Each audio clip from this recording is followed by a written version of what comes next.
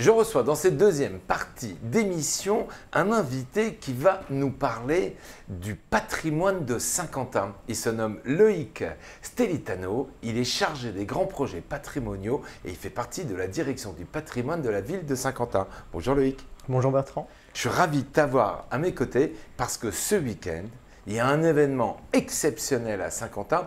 On va dire c'est rare, ça ne s'est jamais fait avec cette ampleur. Mais avant toute chose, la direction du patrimoine de Saint-Quentin, c'est quoi exactement la direction du patrimoine ?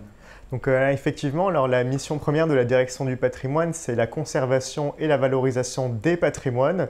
On insiste vraiment sur la dimension plurielle de tous les patrimoines, le patrimoine vraiment dans toutes ses sensibilités. On a des agents dans notre équipe qui travaillent sur le patrimoine de mémoire, tout ce qui est commémoration. On travaille donc sur l'archéologie, les monuments historiques, les métiers d'art. Et également, notamment, tout ce qui est autour de la stratégie Art déco. C'est vrai qu'il faut savoir qu'on est une ville qui a un des plus importants patrimoines Art déco de France, avec une densité exceptionnelle. Donc on a vraiment le patrimoine dans sa pluralité et dans toutes ses sensibilités. Est-ce que c'est la direction du patrimoine, alors on va élargir plus loin que Saint-Quentin, est-ce que ce sont des postes et des missions nouvelles qui existent maintenant parce qu'on prend conscience de ce patrimoine et qui n'existaient pas peut-être il y a 50 ans ? Effectivement, je crois qu'il y a vraiment une plus grande prise en compte des patrimoines et aussi des risques et de l'état de péril de certains patrimoines. Et nous, en tout cas, à la direction du patrimoine, on est une équipe d'une vingtaine d'agents qui ont tous à cœur, vraiment qui sont tous passionnés et qui ont tous à cœur de mettre en valeur les richesses patrimoniales de notre territoire. Alors toi, tu es en charge des grands projets. En quoi ça consiste ? Alors les grands projets, mes missions principales, ça va être tout ce qui est encadrement et suivi des chantiers de restauration des monuments historiques, des objets historiques. Donc par exemple, on va bientôt lancer des restaurations de plusieurs mobiliers historiques qui sont dans la basilique. On a également actuellement un grand chantier de restauration, peut-être ça ne vous a pas échappé, de l'orgue, les grandes orgues de la basilique de Saint-Quentin qui sont du XVIIIe siècle. Et par exemple, on a encore d'autres projets qu'on va lancer, notamment un projet de restitution des luminaires originaux du buffet de la gare. Donc vraiment un tas de dossiers, et notamment aussi de l'archéologie, donc le suivi des fouilles archéologiques en partenariat avec d'autres directions de la ville, pour la ville en tout cas, pour la partie de la ville. Loïc, tu es un passionné toi ? Depuis toujours, je suppose, non ? Ouais, je suis vraiment passionné de tous les patrimoines. Ouais. Comment on rentre dans ce service ? Parle-moi juste quelques instants de ton parcours. Parce qu'il y en a qui vont regarder, qui eux aussi sont des jeunes peut-être passionnés comme toi, d'histoire, de patrimoine, de recherche, de découverte. C'était quoi ton parcours personnel ? Alors mon parcours, donc après le bac, je me suis orienté vers une licence d'histoire de l'art que j'ai effectuée à Nancy et que j'ai couplé en fait juste après d'une licence droit du patrimoine à Nancy également, qui m'aide énormément au quotidien à voir toute la législation autour du code du patrimoine et aussi de la propriété intellectuelle. Et ensuite, je me suis orienté vers un master que j'ai fait dans 2 universités, plus spécialisé sur l'archéologie du bâti du coup, donc à l'université de Tours, puis ensuite à Florence. J'ai terminé à Florence. Passionnant, passionnant. On a la chance quand même d'avoir à Saint-Quentin. Vous êtes combien dans la direction du patrimoine ? Alors on est une vingtaine d'équipes et il faut savoir qu'on a aussi en gestion, on gère également le musée Quentin Lécuyer et aussi les archives municipales et communautaires, donc une vingtaine d'agents en tout. Alors c'est une première à Saint-Quentin, on va en parler dans quelques instants ensemble, mais quand on parle de patrimoine, on parle de quoi ? On parle de culture, d'identité, on parle de quoi ? Je crois que c'est un peu un tout en fait. C'est vrai qu'effectivement le patrimoine, on se rend compte que c'est vraiment notre patrimoine en fait. Alors il y a tout un tas de patrimoine, il y a vraiment celui avec lequel on a un attachement qui fait partie de notre identité. Voilà, un patrimoine, en fait j'ai toujours tendance à dire qu'un patrimoine c'est pas forcément, on n'est pas forcément à la recherche du petit Versailles, mais le patrimoine ça peut être au coin de la rue, ça peut être un ancien panneau de signalisation, ça peut être du patrimoine mécanique, une pompe à incendie, de l'archéologie, du monument historique. On essaye vraiment d'embrasser tous les patrimoines dans leur plus grande sensibilité. Finalement le patrimoine c'est ce qui fait notre identité, notre différence les uns des autres dans les différents pays, dans les différentes villes. Bien sûr, oui, c'est vraiment un facteur d'appartenance. En fait, il y a un vrai sentiment d'appartenance au patrimoine et on le voit notamment encore plus avec l'archéologie parce que finalement, ces archéologues viennent vraiment fouiller notre histoire et on voit que ça intéresse énormément, donc ça nous réjouit. Est-ce que dans le patrimoine, il y a aussi des choses qui ne sont pas visibles, telles que la musique, la langue? Alors il y a l'immatériel, effectivement. Le patrimoine immatériel, c'est un gros enjeu. C'est une thématique où il y a encore de plus en plus de personnes qui travaillent là-dessus. Effectivement, on a vraiment à cœur de commencer à pousser nos sujets d'études vers tout ce qui pourrait être immatériel sur le territoire de Saint-Quentin. Eh ben, vu que j'ai un spécialiste, on va continuer l'émission en ch'ti alors. Ah, je ne connais pas, par contre, là, je suis désolé. Moi non plus, je ne pourrais pas. Mais ça fait partie de notre patrimoine. Effectivement, tout ce qui est les langues, les techniques, les traditions, les coutumes, c'est…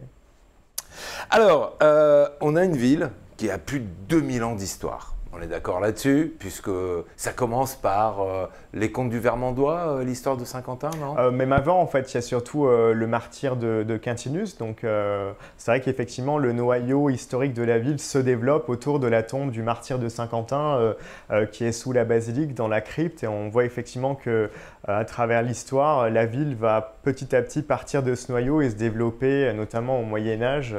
Malheureusement, comme vous le savez, une grande partie du patrimoine historique de la ville va disparaître au moment du premier conflit. Au moins 80% de la ville va disparaître, mais on a vraiment réussi à tirer parti de ça avec ce patrimoine art déco qui est un véritable trésor en fait pour la ville. Alors, ce qui est en surface disparaît, mais ce qui est dans les sous-sols, ça fait partie des vestiges archéologiques et ça reste présent. Bien sûr. Dans certains cas, en tout cas. Bien sûr. Ouais, forcément, avec ces fouilles archéologiques, là, on traverse vraiment l'histoire et on remonte le temps, différentes étapes pour le parvis de la basilique. On vient voir les différents stades des alentours du parvis de la basilique. Alors ça a manqué à personne, forcément. Ce grand chantier de transformation du parvis de la basilique est obligatoire, comme celui du parvis de la gare. Bien sûr. Ça permet d'adapter les cités aux vies actuelles, mais pour autant, il ne s'agit pas de démolir ce qui est dans le sous-sol. Il s'agit avant toute chose, quand on fait des fouilles, de les découvrir et de les préserver. C'est ça le concept? Bien sûr, effectivement. Donc, en fait, une fouille est systématiquement précédée d'un diagnostic archéologique.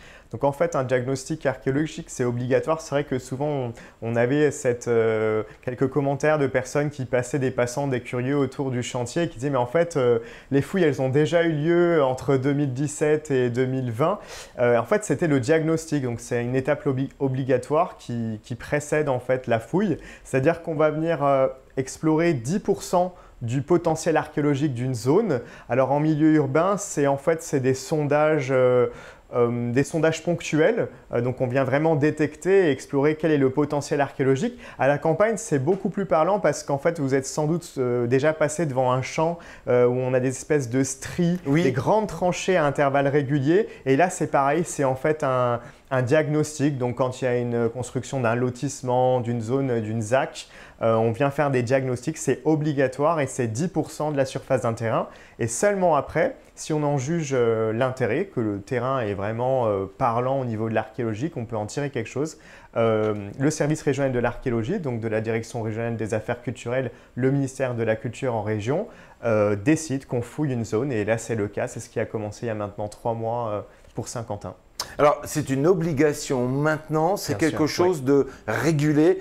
On ne fait pas des travaux sans au préalable avoir fait un diagnostic, voire même des fouilles. Voilà, c'est obligatoire. Il y a toujours un diagnostic, surtout en milieu urbain et surtout dans des villes où on sait qu'on a un passé historique riche comme à Saint-Quentin. Et donc toujours un diagnostic, c'est vraiment obligatoire. Alors, les techniques évoluent. On pourrait imaginer qu'on ne va pas creuser et qu'avec des scanners, des lasers, des systèmes magnétiques, on peut faire des relevés, je suppose, du sous-sol. Pourquoi l'obligation de creuser et de travailler avec des archéologues? Alors effectivement, c'est vrai qu'on a des techniques assez avancées de nos jours, notamment le LIDAR, qui est un radar qui vient vraiment essayer de voir qu'est-ce qu'il y a dans les couches archéologiques, mais finalement on reste en surface. Et j'entendais derrière les archéologues, il y a 2 semaines à peu près, qui disaient qu'il n'y a rien de mieux que finalement une fouille à la pelle mécanique et au pinceau, parce qu'on ne peut pas tout le temps aller à la pelle mécanique, mais je crois que c'est ce qui parle le mieux au niveau des vestiges. Mais c'est pas tout le temps détruit, hein, effectivement, comme tu le disais. Il n'y a rien qui remplace l'humain, le spécialiste et toute je dirais, l'attention et la finesse de ce travail. Hein, comme tu l'as dit, oui. Hein. Alors, le chantier du parvis de la basilique en est une véritable preuve de notre passé et de ces traces que les autres ont laissées, les autres générations ont laissées derrière nous. Bien sûr, c'est vraiment un chantier exceptionnel et à la direction du patrimoine et même de manière plus large à la ville de Saint-Quentin, on se réjouit d'avoir cette chance d'avoir un chantier en cœur de ville de cette envergure-là. Il faut savoir que c'est pas si courant en fait en milieu urbain. À terme, ça va vraiment être 1 hectare. Hein. Tous les abords de la basilique, c'est 1 hectare. Et comme tu l'auras sans doute remarqué, on fait ça par zone. Il y a 5 grandes zones. Il y a déjà 2 zones qui ont été terminées. Donc c'est ce qui se trouvait jusqu'à fin avril, plutôt du côté de la rue du Labon. Et il ne vous aura pas échappé qu'en fait, à chaque fois qu'une zone est fouillée, elle est ensuite rendue à la circulation dans les 2 semaines. On vient remettre un revêtement provisoire et on redonne en circulation avec des places de parking. Alors, ce chantier est au cœur du pied de la basilique. Est-ce que, à l'époque, les villes se développaient en partant d'un point? Est-ce que ce point, c'était le cœur de ville et c'était justement une église, un monument, une basilique? Est-ce qu'on peut dire que les origines de Saint-Quentin sont là, sous nos pieds, en plein cœur de la ville? C'est le noyau historique, je crois qu'on ne pourrait pas faire mieux, donc ça complète vraiment tout notre enthousiasme. C'est vraiment le centre historique qui s'est développé autour de la tombe du martyr de Saint-Quentin. Il faut savoir qu'effectivement, il y avait aussi l'église Saint-André qui était juste devant le portail de la basilique. Et c'était développé tout autour un quartier canonial, donc avec des chanoines qui étaient en fait des religieux qui avaient pour charge de s'occuper de la collégiale. Juste avant la basilique, c'était une collégiale.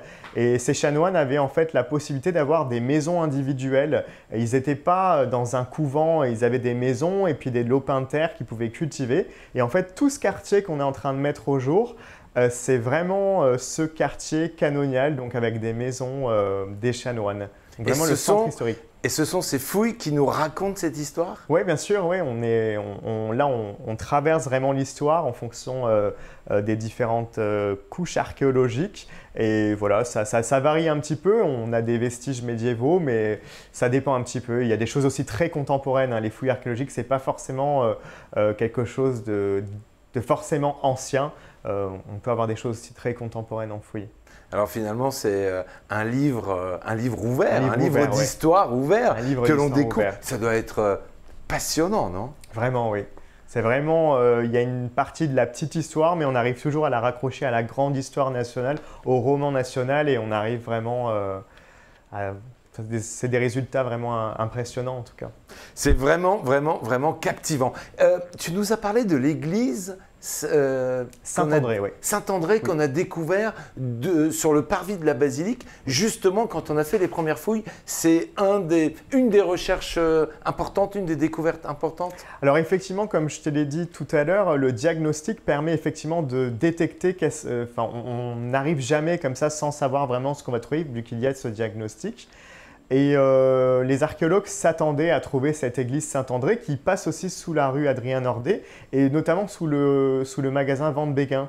Donc on a une église qui était orientée exactement dans le même sens que la basilique, mais qui était aussi beaucoup de personnes de Saint-Quentin tenaient à se faire inhumer au plus proche de la tombe du saint. Et donc dans cette église, c'est notamment lorsqu'on a mis au jour les fondations de l'église, qu'on a découvert au moins une dizaine de sépultures qui ont été entièrement étudiées et prélevées pour études par les archéologues de l'INRAP et les anthropologues notamment. Alors forcément, on va parler de ces fouilles et de leur impact sur les travaux, mais on va revenir au mois de mars, parce qu'il me semble que c'est au mois de mars qu'a débuté cette phase de recherche. Regardez, nous étions avec les équipes de l'INRAP et ensemble, ils ont fait la découverte de cette ancienne église en face de la basilique. On regarde le sujet.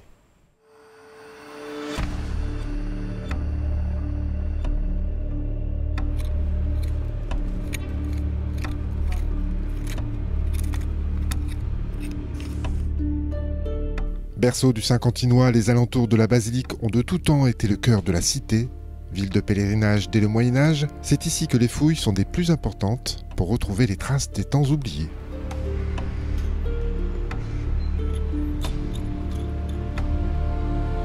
Depuis plusieurs semaines, une équipe d'une dizaine d'archéologues de l'INRAP, Institut national de recherche archéologique préventive, fouille les pieds de la collégiale. Un chantier qui demande une certaine organisation car les travaux de rénovation du parvis de la basilique doivent commencer. Là, on intervient sur prescription du ministère de la Culture, DRAC et Service régional de l'archéologie, qui, à partir de mes diagnostics que j'ai réalisés à partir de 2017 sur le secteur, a pu constater l'importance historique et archéologique de ce secteur. Et la fouille a été rendue obligatoire en fonction de l'impact du chantier d'aménagement à venir. En fait, le projet ici porte sur à peu près 1 hectare de terrain tout autour de la basilique. Et ce secteur d'intervention, on l'a divisé en 5 zones différentes. Lorsqu'on intervient par exemple ici sur la zone 1A et la zone 2, on a un temps d'intervention prévu et à échéance, le terrain est rendu à la ville, donc à l'aménageur, qui va remettre en état ces terrains-là pour les rendre au stationnement, à la circulation, avant que le projet n'intervienne dans quelques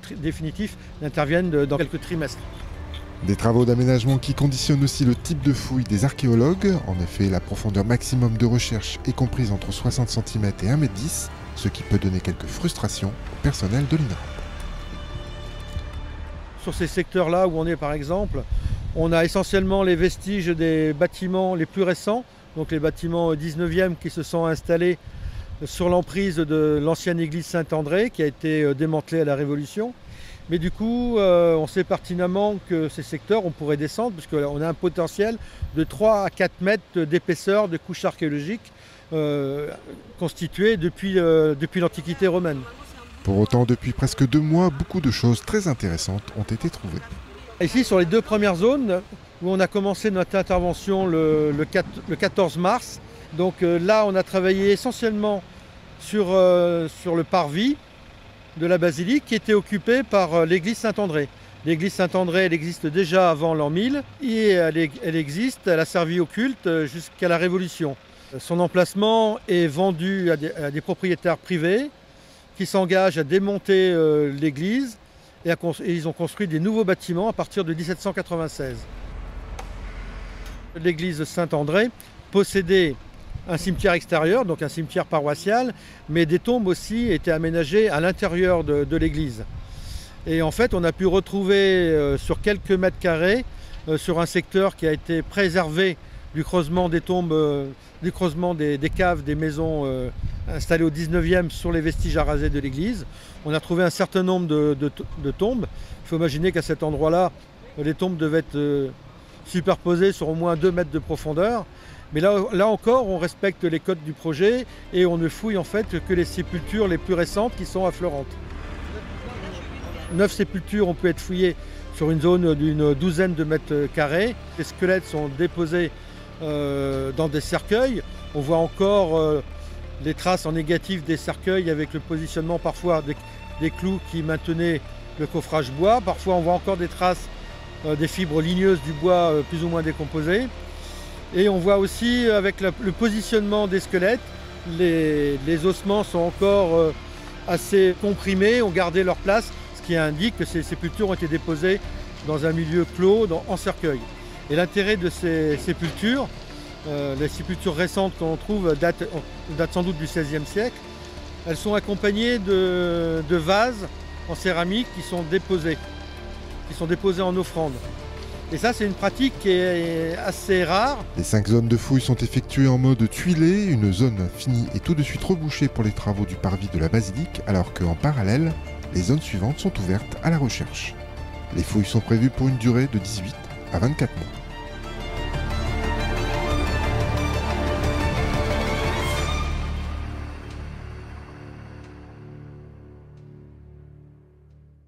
Alors c'est vraiment passionnant. Qui sont les gens que l'on voit dans ce sujet et qui font ces fouilles?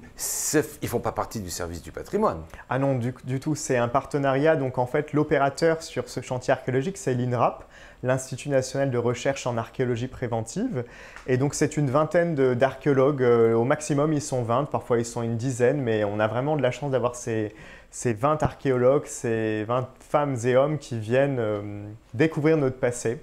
Alors, ils travaillent en collaboration avec la DRAC aussi, me semble-t-il. Oui, effectivement. Donc, la DRAP, qui sont les services centraux de l'État en région, du ministère de la Culture, qui, eux, en fait, s'occupent de tout l'aspect administratif. Et l'INRAP, qui a un autre statut, est l'opérateur, en fait, alors que nous sommes l'aménageur. La ville est l'aménageur. Alors, ces fouilles ont forcément une incidence sur les travaux. Ça ralentit les travaux, mais maintenant, on en tient compte. Alors pas pour le moment parce qu'en fait effectivement c'est anticipé, il y a un phasage et toute la chronologie des travaux est déterminée par effectivement ces fouilles. Donc pour le moment tout se passe plutôt bien, on sait exactement quand débute chaque zone et quand sont rendues les fouilles et pour l'instant on tient les délais. Alors, dans le prochain sujet, on va découvrir qu'actuellement, les fouilles, c'est l'archéologue Jacques Thévenin qui nous explique ça. Les fouilles se font sur une hauteur de 1,50 m. Pourquoi on ne descend pas plus bas? Alors le chantier archéologique est soumis au code de terrassement du futur parvis de la basilique. Donc effectivement, on a des délais à tenir, donc il faut aussi restreindre et c'est le terrassement qui conduit et soumet les codes de profondeur pour les recherches archéologiques.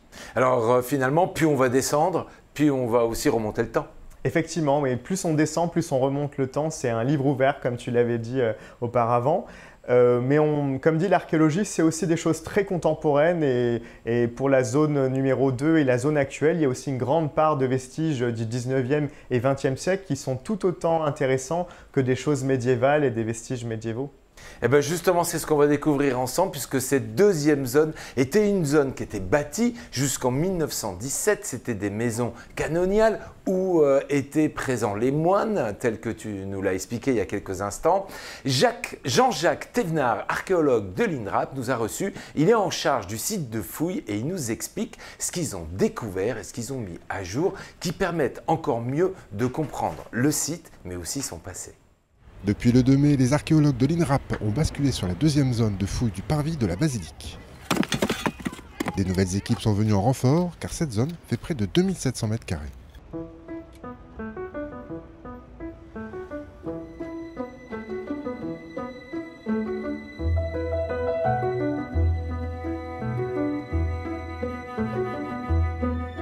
Particularité de cet endroit, avant 1914, toute la surface était bâtie.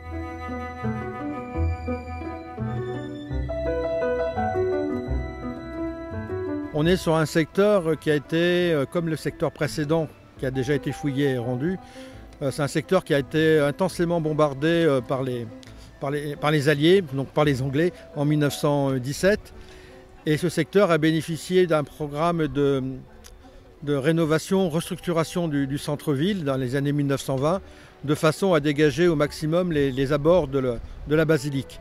Et là, on est sur l'emplacement du square Quentin de la Tour, qui a été inauguré en 1929 avec la mise en place d'un monument monumental à Quentin de la Tour qui se trouvait à l'extrémité de la parcelle fouillée.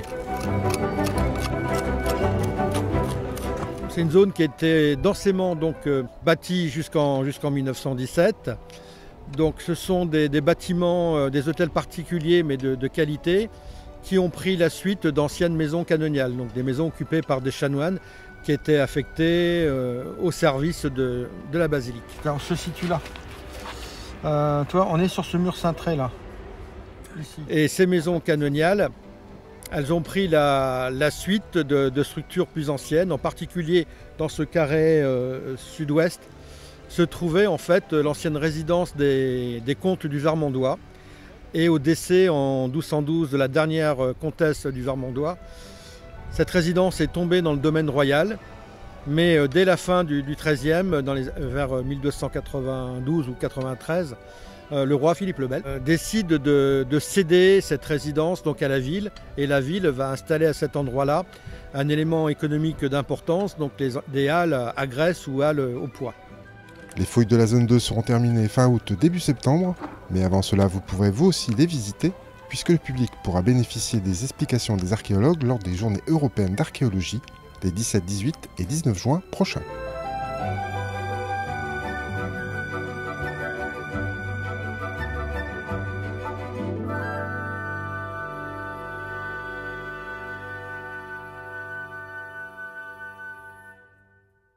Loïc, on vient de découvrir le sujet réalisé par Stéphane. D'abord, merci à Stéphane, bravo, et merci aux équipes de l'INRAP de nous accompagner et de nous permettre de pouvoir partager ces images avec vous, parce que tout ça, c'est très bien encadré par l'INRAP.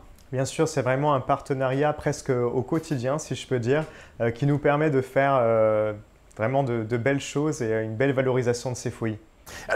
Alors, on prend beaucoup de soin à découvrir, à creuser, à aller chercher.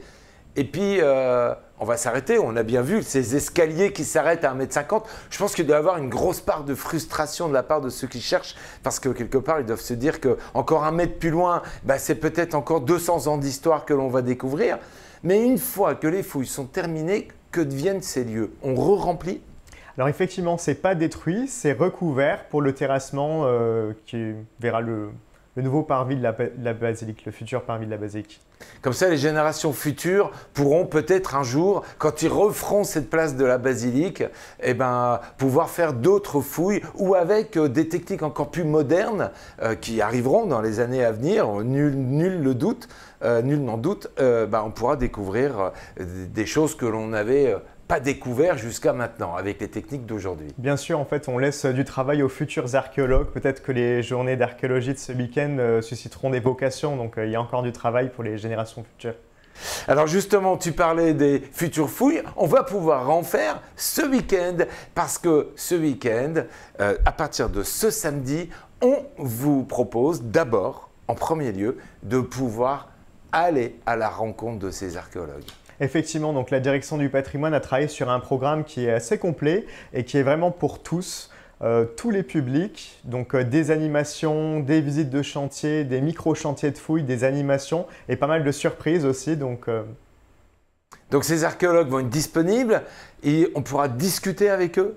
Donc effectivement, il y a 2 événements qui sont vraiment très importants, notamment les visites de chantier pour tous les publics. Je crois que là, c'est vraiment la première chose à laquelle on s'imagine dès qu'on pense chantier archéologique. On se dit, j'aimerais y avoir accès, avoir un complément d'information. Donc on a prévu des temps forts et on va vous permettre justement d'avoir accès au site de fouilles archéologiques, donc par groupe de 15, pour rencontrer ces archéologues qui vous expliqueront tout le chantier et tout le travail qu'ils sont en train de faire actuellement depuis quelques mois. Et puis leur passion, et je suis sûr que ça va même donner des idées à certains. Susciter des vocations. Exactement. Il me semble que durant ce week-end, on pourra même se glisser dans la peau d'un archéologue. Effectivement, donc ça c'est le micro-chantier de fouilles qui s'adresse aux enfants, aux 6 à 12 ans. Donc là, on va vraiment mettre les enfants dans une configuration d'un chantier de fouilles où ils pourront mener les différents métiers, exercer les différents métiers, de l'anthropologue au topographe, au chef de chantier. Et on va vraiment ils vont passer par tous les stades et les différents métiers pour mener un véritable chantier de fouilles comme s'ils étaient. Ouais, moi je suis pas content. Pourquoi c'est pas accessible aux plus grands? Moi j'adorerais aller faire des fouilles comme ça. Effectivement, on a prévu un programme assez large et je crois qu'il y en a un petit peu pour tout le monde. Il y en a pour tout le monde. Bravo. En tout cas, ça va être très passionnant pour ces enfants, mais pas que, puisqu'il y en a vraiment pour toute la famille. Alors aujourd'hui, on ne peut pas rentrer sur le site. Tout est fermé. On comprend bien. Mais justement, ce week-end, ce samedi, ce dimanche, par groupe de 15, avec des spécialistes, on va pouvoir tout découvrir. Est-ce qu'il y a d'autres événements qui sont proposés sur l'ensemble de ce week-end? D'autres sites et d'autres événements? Alors effectivement, la grosse partie des journées d'archéologie se passe à côté de la basilique, sur le site du chantier de fouilles. Il y aura également le samedi, uniquement le samedi, la société académique du Saint-Quentinois qui sera ouverte aux visites, donc de 14 h à 18 h, où là on aura aussi des personnes qui animent cette société académique qui vont faire visiter. Il faut savoir qu'ils ont un fonds remarquable de documents archéologiques archéologiques, d'objets, d'anciennes fouilles qui ont peut-être eu lieu au 19e siècle. Et on aura également un autre site, également le samedi, qui est le musée des origines de la Terre à la préhistoire, qui lui sera ouvert de 14 h à 17 h, où pareil, il sera ouvert et on pourra visiter les collections. Donc 2 sites en résonance de l'important chantier archéologique qui sera ouvert samedi et dimanche. Mais ces 2 sites sont ouverts uniquement samedi. On va revenir sur ces 2 sites, on va revenir sur le premier.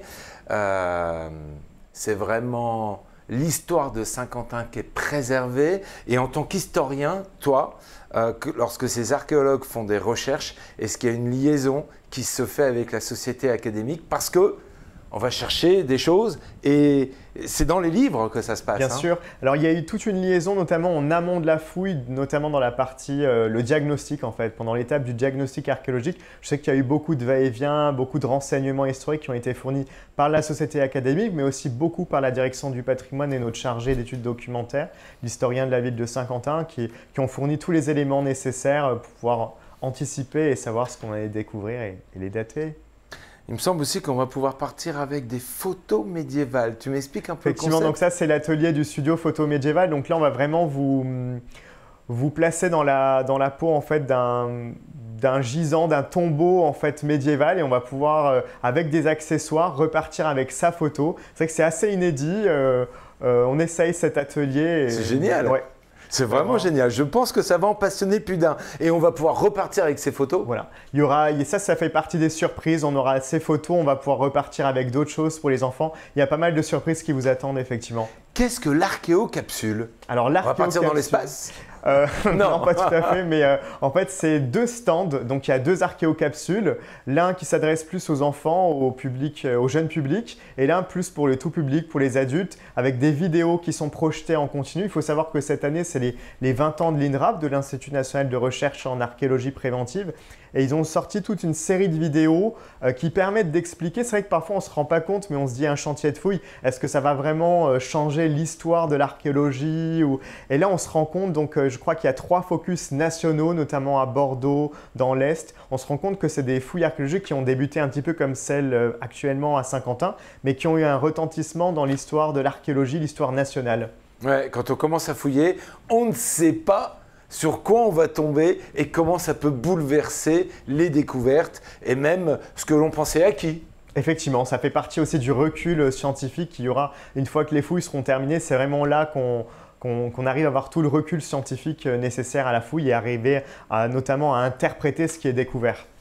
En tout cas, c'est vraiment, vraiment, vraiment passionnant. C'est une chance pour nous, c'est une première de cette envergure. C'est ce chantier qui vous a incité à créer cette première journée européenne de l'archéologie à Saint-Quentin. Alors effectivement, la ville de Saint-Quentin ne pouvait pas manquer l'occasion de marquer le coup, de faire un temps fort. Effectivement, c'est pas la première fois qu'on organise les journées d'archéologie, mais c'est la première fois dans cette envergure-là. C'est vrai que c'est une ouverture du chantier qui est inédite et exceptionnelle et un événement qui aura, je pense, une grande résonance.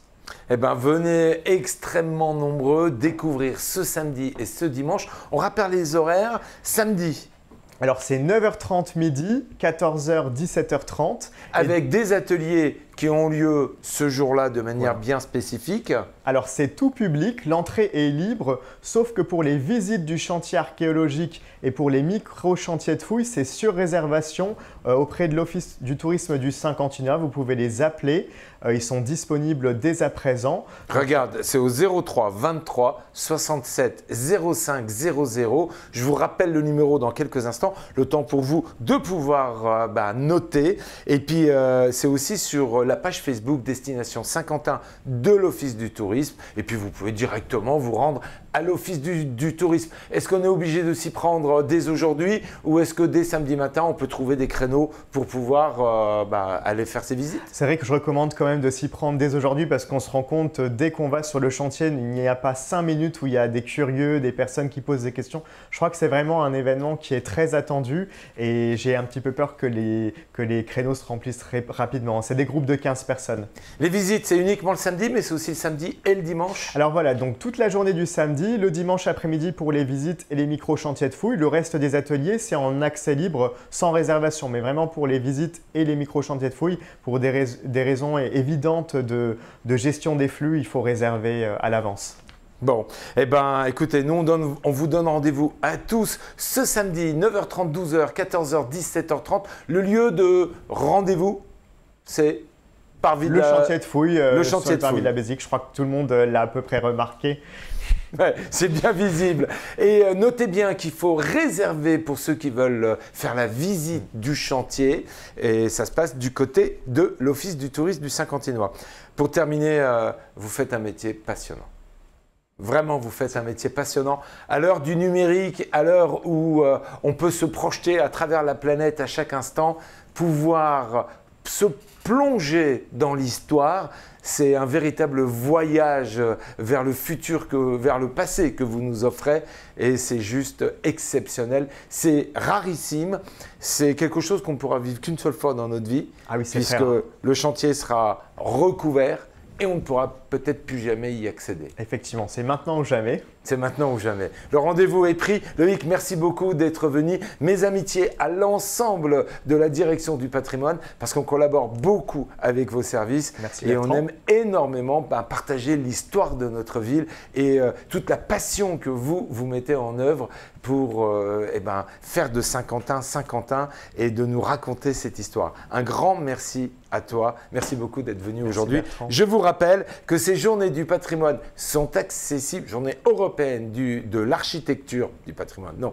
de l'architecture, de l'archéologie, que dis-je, tout ça, ça va ensemble, hein, l'architecture, le patrimoine, l'archéologie. Mais là, c'est dans le cadre du journée européenne de l'archéologie. On vous attend ce samedi, ce dimanche. C'est une seule fois dans votre vie. Alors, si vous voulez vraiment en savoir davantage, vous avez compris, c'est ce samedi, direction l'Office du tourisme, à ne pas louper. Il reste quelques créneaux. Eh bien, venez les remplir, venez en famille et ça va peut-être susciter des vocations. Merci à tous. On se retrouve, nous, à 19h en compagnie de Fred, Christophe et de leurs invités pour Studio 5. Et tout le monde va être là. On va faire la fête en leur compagnie. À tout à l'heure. Et je te laisse le mot de la fin. Venez nombreux, on vous attend nombreux samedi et dimanche après-midi. La ville de Saint-Quentin et la direction du patrimoine vous donnent rendez-vous avec votre histoire. Merci.